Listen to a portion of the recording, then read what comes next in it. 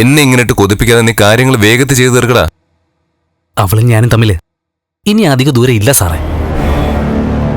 എത്രയും പെട്ടെന്ന് സാർ ആഗ്രഹിച്ചതുപോലെയൊക്കെ നടക്കും.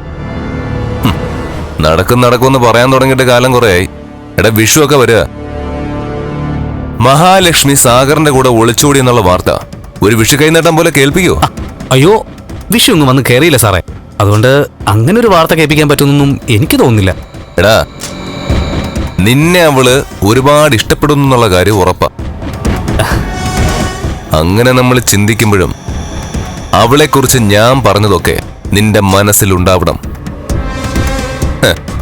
എടാ സാഗറെ, അവളൊരു സാധാരണക്കാരിയായ പെൺകുട്ടിയൊന്നും അല്ല.